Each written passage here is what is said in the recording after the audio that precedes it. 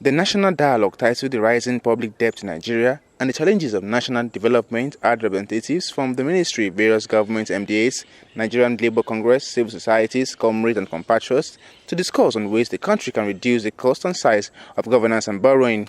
In a speech, the country director of Action Aid Nigeria, Hene Obi, explained the purpose of the dialogue is to engender an avenue to broaden the discourse on Nigeria's public debt with the government, private sector and civil society in order to explore possible options on debt cancellation for the country, provide insights into management of the country's debt profile, as well as provide alternative public financing proposals that are responsive to the current socio-economic reality of the country. What is happening today is that the borrowing is not only at the federal level.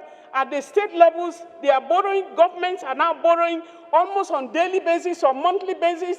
They are borrowing, and the national, it's a very difficult thing. That whatever they are borrowing today, the implication is very huge. How much did we pay for? So who is underdeveloping who?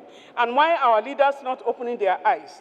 And what are they doing with the money that they borrow? In their goodwill messages, stakeholders at the event took turns to explain how they've been making frantic efforts in ensuring that the country have a balanced economy and minimize its borrowing rate. There are still challenges, especially about debt, and that's why we are here today, and that's why CBN is part of the dialogue in order to contribute their quota and also see those areas that the bank will further intervene. We are not yet seeing the development.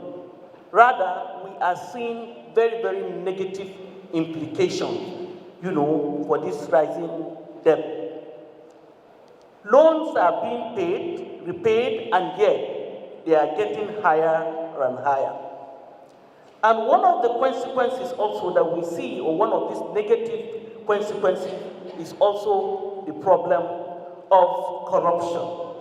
Governments in the Federation should obtain loans for only capital expenditure and human development, provided that short borrowing shall be on concessional terms with low interest rates and with a reasonable long amortization period. We at NAITI are committed to the economic diversification agenda of the government, and hence we take serious